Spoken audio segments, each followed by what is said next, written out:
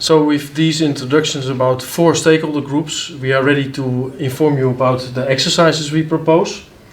Actually, we propose 2 exercises. The first one is really the identification of stakeholders and the mapping. So the first step, the first exercise is to identify all stakeholders that are directly or indirectly relevant to your case, and then to put them in the form of a hamburger. The second one is to really look at all the different stakeholders and to reflect what are they doing now, what should they do, what can they improve, and also how could they collaborate better with each other. If I go back, it's a good way of showing the 4 stakeholder groups, because we used 4 different colors. So we advise you to use also cards or post-its or whatever you have with different colors.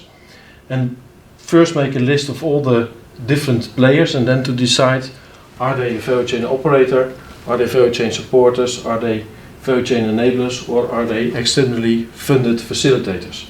So make a long list and then classify them in 4 groups and put them in the form of a hamburger. I think you see the hamburger here as well. So list them all, use 4 different colors, and decide which group they are and make the hamburger. So visualizing, make the value chain operators in a row, then the first half moon above are the value chain supporters, second half moon below are the value chain enablers, and as a side dish, as Jana called them, put the externally funded facilitators at the right hand side as a bit sidelined. This is an example from the Pacific, Solomon Islands to be precise, for the case of virgin coconut oil. You can look for yourself the diversity of actors that were identified. You see a lot of operators, you see quite a few enablers, you see quite some supporters, and there are even 5 externally supported, externally funded facilitators. I always have difficulties with this word. We don't say projects or whatever. No, the focus is on externally funded. So the money is coming from the US, from Europe or whatever, but not from the national economy. That's why we put them at the sideline. Once you have done it on a flip chart with cards, then it looks like this. It's also very nice to make it neat in your computer. And this is the same case of Solomon Islands, the coconut oil, and it's really presented in this way. And this can be part of a report, and it is supporting the second part of your exercise, because there you're going to analyze each and every actor and their roles and responsibilities and mandates.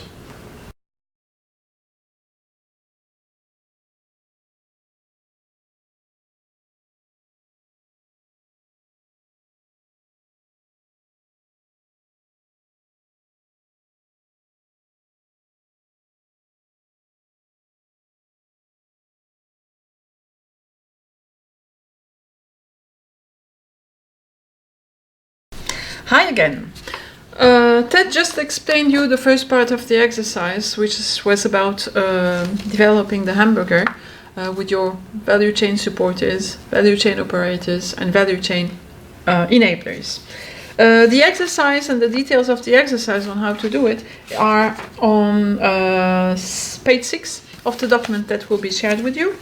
And now I would like to talk about the second exercise, which is about strategizing on analyzing and strategizing about the stakeholders' roles and responsibilities.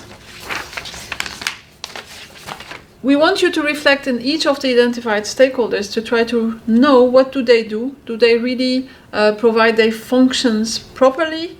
For instance, if we would go for agri-input service providers, do they bring you the right product? Do they give you the after-sale services that might be necessary because of using a new input, for instance?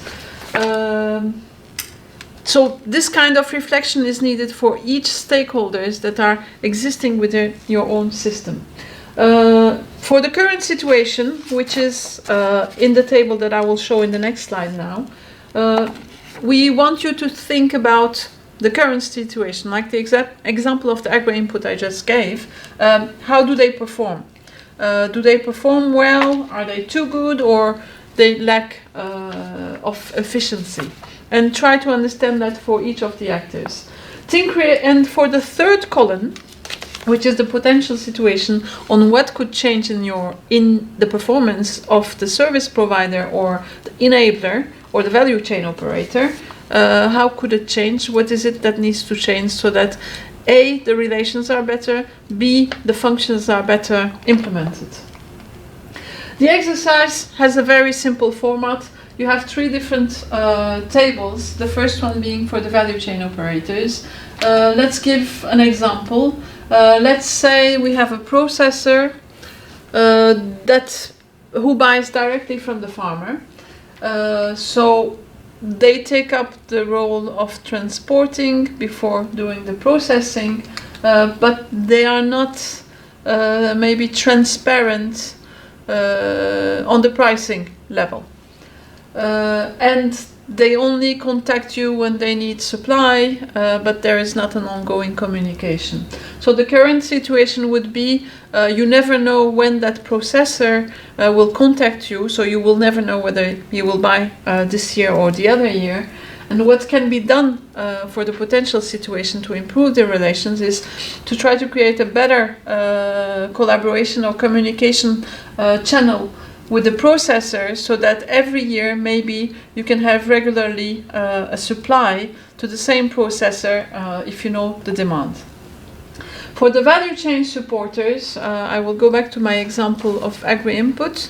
The agri-input provider, let's say it's a seed company, they only bring the seeds that they are interested to sell in, which might sometimes not be the best seed for the region where it is going to be planted or cultivated. So the demand and the supply doesn't match. So what you want is not what he gives, is the current situation. And then the potential situation would be that you start to explain your needs, what kind of seeds you need if you are in an area that doesn't have enough water, for instance, drought-resistant seeds and seeds that are more tailored to the eco-region where the product is produced is the potential situation that you might want to see. And this will require, of course, communication and collaboration with the input provider to say, this is what I want for these reasons, so that's the product that I want you to bring me the next season. For value chain enablers, let's think of an example. Extension officers, for instance, you are low on productivity or you have a lot of losses after harvest, and you cannot identify where the problem is. You can ask extension services to bring the right person or the extension services in the current situation. I'm always giving negative examples, but sometimes it can be the other way around, like they are already doing everything perfectly, and the potential situation would be that to maintain this. But to get back to my example of the extension services, sometimes we have needs that are not necessarily known. Therefore, it's important that we communicate our needs to the extension officers so that they bring the right person, for instance, for the harvest loss, so that they help you to identify where is it that you lose the most, what kind of measures you can take that will reduce the harvest loss, post-harvest losses before you reach a specific market.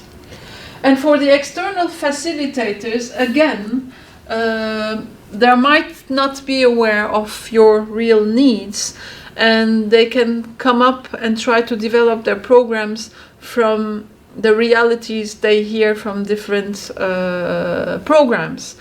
Therefore, the potential situation would be to work together with the externally funded facilitators to tailor the interventions that they might do, the support that they can do to your situation, so that both sides can benefit the most of it.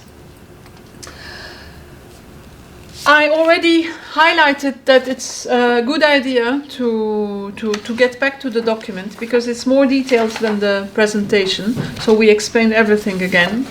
and the steps to undertake both exercises, to do the hamburger but also to analyze, to see how you can improve your collaboration and communication with stakeholders, are in this document.